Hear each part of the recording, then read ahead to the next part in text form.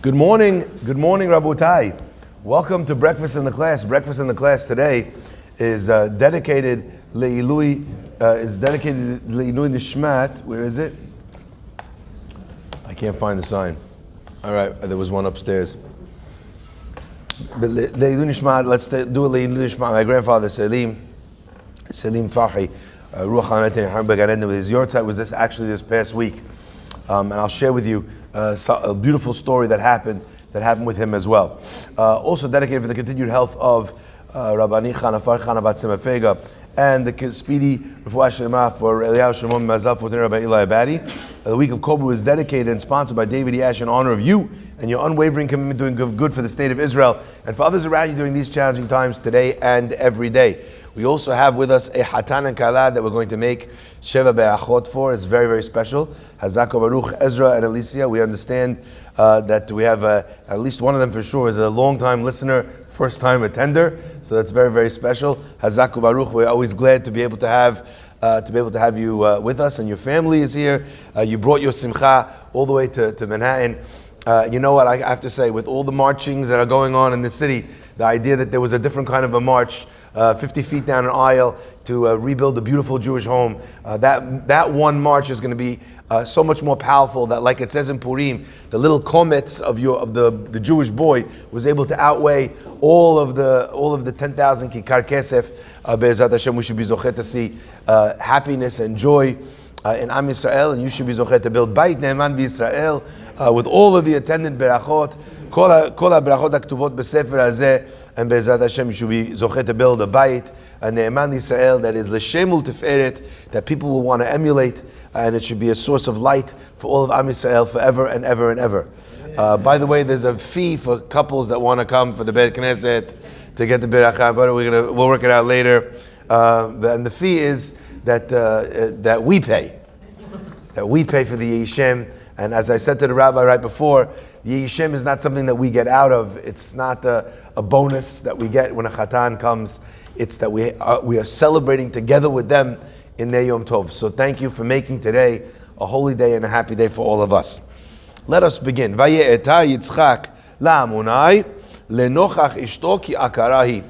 And Yitzchak prayed to his wife, prayed to his God, opposite his wife, ki akarahi, for she was barren. Very, very interesting. Now, with Avraham Avinu, Sarah was barren, but Avraham was not. Correct? Because while Sarah could not have children, Avraham had a son already called Yishmael. Right? That's what we're dealing with now till today. But Avraham Avinu was able to have children. In fact, afterwards, Avraham Avinu also has other children from Keturah. So Avraham is not barren. It's interesting over here that it says that Yitzchak prays to God opposite his wife, ki akara he, because she was barren. He was as barren as she was. He was as unable to have children, at least guided by what they were witnessing, as she was. So why does the pasuk say ki akarahi? And there's many answers to this question about why it says ki akarahi, for she was barren. But I want to share with you an answer that I brought in the beginning of our class today. Is an answer that I brought in last week's Shabbat afternoon class. Our rabbis tell us that the Avot each characterized different character traits. Avraham Avinu, he resonated his frequency, his vibrations in the world with the vibrations of Chesed. He embodied it so strongly, it became so much a part of him and everyone who met him that the idea of Chesed started to permeate the entire world through Avraham Avinu. But Sarah Imenu, her character trait was not Chesed. Not to say that she wasn't a kind person, but that wasn't her essence. That wasn't her defining characteristic. Almost every time we find Sarah Imenu involved, there's an element of judgment that follows Sarah Imenu narratives in the Torah. She's upset at Hagar. She tells Yishpot Hashem beni ubeni. Tells Avraham Avinu, I can't believe you did this. She's upset with Yishmael. She represents the midah, the character trait of judgment, of deen, of doing things in the right way, everything being exactly correct, justice. Now, in many ways, chesed, kindness, and justice are on opposite sides of the spectrum. You're not being kind to someone because they deserve it, because they've earned it. You're being kind to them because you're kind. In fact, chesed, which is unmitigated, actually results in Avraham Avinu having the capacity within himself to be kind even to people not only who don't deserve kindness, but being kind to them is dangerous. It's dangerous to others. Like the Mishnah says, Kol hamerachem ala achzarim, sofo hitachzer ala rahmanim. A person has kindness on people who deserve cruelty, because that's the only language that they understand. Imagine, only a couple days ago, they took this guy who murdered a synagogue president in Detroit, I think of a Reform synagogue. The guy, I think as of yesterday, was released. She was stabbed to death. The guy's back on the street. Now, I'm sure that the people who came up with these rules were doing it in order to be kind, to give people a second chance, non-violent criminals. The system is stacked against this guy, that guy, this woman, that. Here, your mercy on this person results in a cruelty and in a callousness to the person's next victim. So if a person is kind to someone that requires a cruel, a just approach, actually you're doing nobody any favors. And my friends, this idea was something that Sarah Imenu says, I don't understand. Yishmael is treating Yitzchak in this way. He's risking Yitzchak's life. How do you forgive him again and again? How do you keep him around the house? There comes a point where you need to have him not be here. That is Sarah Imenu, and that is who she is. The commentators explain that the Pasuk tells us that Yitzchak was born to Sarah. And what does the Pasuk mean when it says that it's going to come from Sarah? That Yitzchak's character, the nature of who he was, would match not Avraham's side of the coin, but rather Sarah's side. Where do we find that idea manifest? The rabbis explain that Akedat Yitzchak is called Avraham's challenge. V'Hashem nisa et Avraham. Why does it call it Avraham's challenge when Yitzchak is the one who has to give up his life? Yes, Avraham needs to bring Yitzchak, but Yitzchak needs to be the one that's making the ultimate sacrifice. It's not called Yitzchak's sacrifice. And the rabbis explain that the reason why it's not called Yitzchak's sacrifice, now, this is very hard for us to understand. But the reason is because for Yitzchak, this was not a test. That is so outlandish to even say. What does that mean? The rabbis explain that when it came time for the Akedah, what's Yitzchak's comment to his father? Avram doesn't really want to say what's happening. But the Pasuk says they're walking together. Asks Yitzchak Avinu the $10 million question. Where's the Korban? What's going on? Avraham says Hashem will show the Korban who it is. Yitzchak is not an idiot. He gets it exactly, immediately. He knows that means who's the Korban? He is. And then what does the Pasuk say? Again, Vayelchu shneim yachdav. They carry on walking together. Yitzchak understands what's coming. He has no issue. What is the only complaint, the only request that we hear from Yitzchak Avinu in the Akedah? He says, please bind me tight. Two opinions that are brought down in Chazal.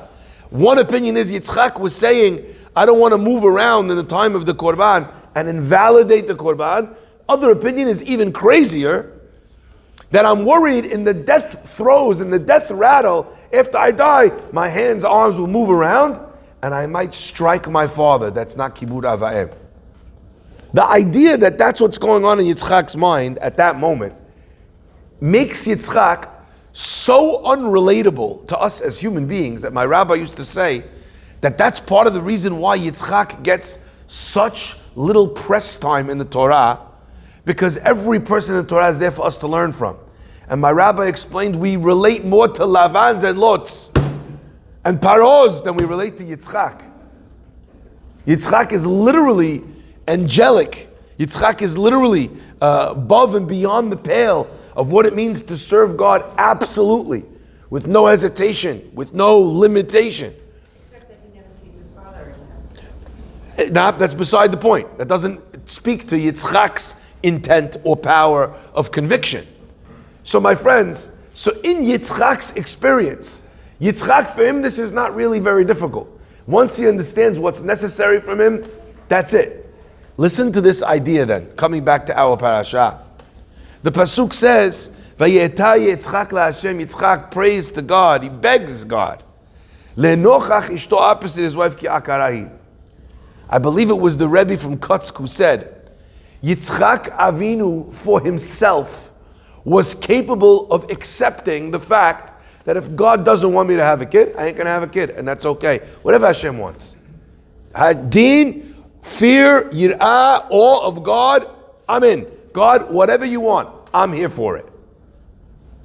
Yitzchak understood, therefore, that he would not pray with all of his heart because he didn't want that child. He didn't pine, wasn't upset for the fact that he did not have a child because of the power of his midah, of his connection, and of his personality. But Yitzchak Avinu understood, and we don't find this anywhere else. He does not pray with his wife. He prays opposite his wife, which is a unique experience. You don't pray opposite somebody. In fact, that's actually considered generally in halakha a negative thing. Why does he pray opposite his wife? He explained so that he could watch his wife praying for a child and cry. He could see how much it meant to her. He could see the pain that she was in. And while he could accept it for himself, what would the pain of another cause in a person so just as Yitzchak? What would it demand of Yitzchak? It would demand an engagement in prayer that was completely wholehearted. Now, we don't relate to the level of Yitzchak Avinu in this story whatsoever. But the idea that we are learning here is something I think that is applicable to each and every person. I am on a rabbi chat. And on the rabbi chat, one of the rabbis raised a point and a question that he was asking. And listen to this. The rabbi chat, and again, I don't blame the rabbi for saying this. I think in theory, he's actually right. He said, I'm wondering, what are other rabbis doing with regards to saying Avinu Malkenu, saying Tehillim every day? He says, I know that if we say it every day, eventually, it's just going to become nothing. It's just going to become a thing that you say, blah, blah, blah, blah, blah, blah, blah, blah, blah, and it's not going to carry any meaning, any weight, any intent, any import. So maybe instead of saying it every day, we should do it once a week. Or we should do it when the situation gets extremely dire, and then we'll be praying with all of our... Now, again, one more time, I'm not blaming the rabbi. I'm not trying to knock him or out him. Look, the guy don't want to say Avinu Malkenu. That's not what I'm not cancel culture guy. That's not who I am. If you know who I am, you know that that's not me. He's making a real point. But I want to point out that one of the other rabbis responded and said, I get that that's what you're saying. Maybe instead of not saying Avinu Malkenu because it doesn't mean anything, maybe we should figure out a way that we should care about the fact that our brothers and sisters are dying in Eretz Yisrael and not have it become that. Now again, let's all get together here for 1 second and realize that that second rabbi is probably right, but the first rabbi is probably right practically. Because you could ask that of people, you could make an effort, but unfortunately, the nature of the human condition is such that you could become accustomed and grow used to anything. You say that about your regular tefillah? Exactly, you could say that, but the regular tefillah was mandated. Our Chachamim instituted that. There has to be a difference between the tefillot that our Chachamim Anshe Knesset Gdolah instituted and something that we're saying as a specific. So again, my point is not that this one's right or that one's right. I think there's elements that are correct about what each of them is saying. But my friends, I need to point this out because I think this is imperative. Forget Avinu Malkenu. Let's not ask a question about praying for something for many days, weeks, months on end. Although I believe that should happen every time. And you know what? In our Beit Knesset, I think we have a little bit of the solution to that question. We printed off and we gave them out over Shabbat cards with all the different hostages. There's 240 hostages. Every day take another card and then tell me that you said it and you were bored. Look at the guy's face. Look at the grandma's face, at the child's face. Imagine that they're in the bottom of a tunnel in Gaza. And then tell me, Rabbi, if there's any way that we could skip it. We have a Hatan here. Could we also skip Avinu Malkeinu? Is that possible? You can't do that. So maybe that's an answer. But my friends, that's the point I'm making. Look at Yitzchak's response. He says, I can't pray for this because you know what? Deep down, I'm wondering if this is God's plan. Maybe I should say, God knows what he's doing. And by the way, God does know what he's doing. One of the most powerful ideas, I share it every single year, is the idea of Rav Yosef Chaim Sonnenfeld. He says that Yitzchak prayed and prayed and prayed. Right? And the Pasuk says, Rashi says that he begged and he cried and he pleaded, right? Until finally, Nitpayes, God was placated, right? God was almost forced to answer Yitzchak. Yeah, you understand that? Forced to answer Yitzchak. And Rav Yosef Chaim Sonnenfeld says that if you take a look, actually we know that in order for Avraham Avinu to die b'seva tova, how old was Avraham supposed to live for? 180 years. How long does Avraham actually live for? 175 years, correct? Why does he die 5 years early? And our rabbis explain the reason why Avraham dies 5 years earlier is so that he should not see his grandson Esav do the terrible shenanigans that he got up to. In fact, all those terrible things that Esav did when he came in exhausted for the beracha was on the day of Avraham's funeral. And everyone's like, oh, how can he do that on the day of Avraham's funeral? You missed the point. Avraham's funeral was on that day because he did those things. We got it backwards. And God wanted Avraham to die b'seva tova, with a smile on his face. Therefore, says Rav Yosef Chaim, when God was waiting with Yitzchak and Rivka, they had children much earlier than Avraham and Sarah. God was waiting so that these kids could be born on the day that they were supposed to be born. And Avraham could pass away at 180. When Yitzchak begged and pleaded and God answered him, that cost Avraham Avinu 5 years of his life. And to me, there's something very special about this. Rabbi Yosef Chaim Sonnenfeld, he says that the words themselves of Vayatelu, which means that God answered him, are equal b'gematriyat hamesh shanim to 5 years. The answering of one prayer was the value of those 5 years. So Yitzchak Avinu knows, feels, understands, but he felt that if his wife was that way, my friends, what is the lesson to me and to you? And how is it not relevant only to Yitzchak, Rivka, Avinu Malkeinu, and lack of childbirth? All the time we pray for people. But how do you pray for somebody? You pray for them how? You got a name. Someone's at Tehillim chat. Nameless, faceless. It's very hard to be able to muster up any sort of feeling in the Tefillah. And I want to share with you, there's a big question about mitzvot, tzrichot kavana. Do mitzvot need intent? Do they not need intent? But one thing I'll tell you, absolutely needs intent, and that is tefillah, prayer. Why? If prayer is also a mitzvah, how come you don't have the same machloket if mitzvot need kavana, don't need kavana? You know what the answer is? Because the Gemara says, what is prayer? Ula'ovdo b'chol levavchem. To serve God with all of your heart. What does that mean? Havi omer zu tefillah. That refers to prayer. That means that what is the work of the heart? Prayer. You can't ask me if mitzvot need kavanah, don't need kavanah, when the mitzvah was the intent of the heart.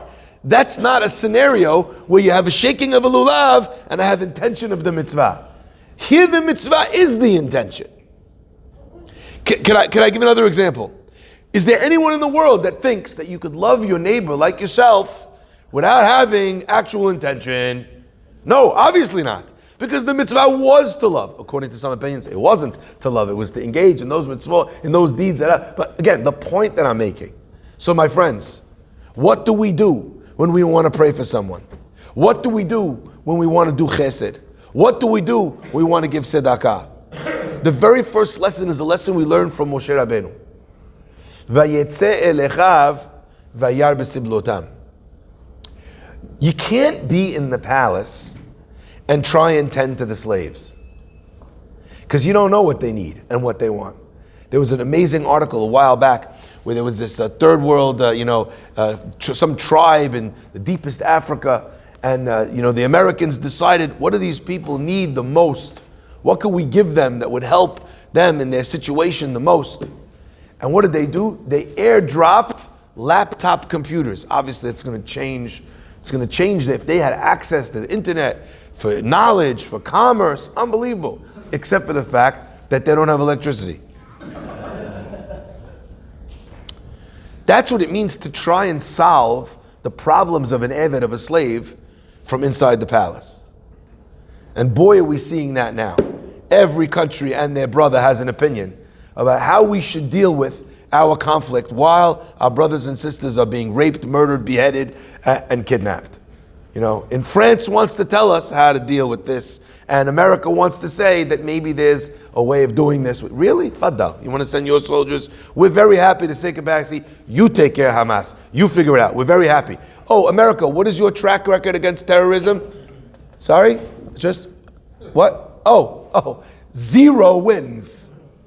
I think maybe you should let us take care of our problem on the ground when you have 0 experience in actually winning any of the wars that you fought. Historically, every single one that dealt with terrorist or guerrilla warfare, you lost, and you lost miserably, and you retreated with your head between your legs. And in the last time you retreated and left them all your weapons, which, by the way, some of which are being used today against us. So you'll forgive us if we're not going to take your advice on how to deal with this one.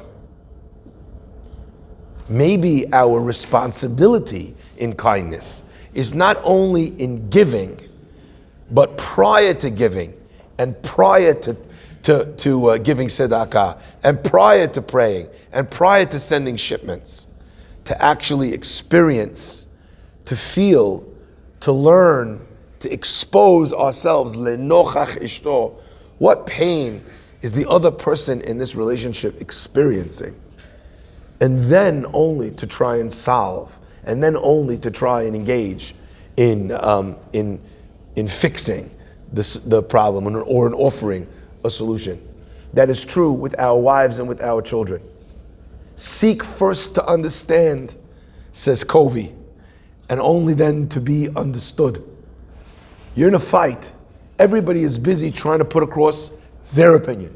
And even, by the way, when you tell the other guy to speak first, you're really just waiting for them to finish, and then you say, are you finished? Are you done? Can I go now? And then you weren't listening, you were waiting. You weren't listening, you were waiting. First attempt, understand, feel. Midat Hadin, Yitzchak watches Rivka, a person who there was no one kinder than her in the world. That's why he married her. And he felt the sar, the pain, the anguish of someone who could not have a child. And in that space, it was only just to then pray. It was only just to then, no matter what the cost was for him, to engage in the process of trying to fix that pain. Hashem should bless us always to be able to notice, to recognize, to engage, to expose ourselves to what is going on, and from that place to be able to respond in a much better, much more effective, much more empathic way. Baruch Adonai Le'olam. Amen.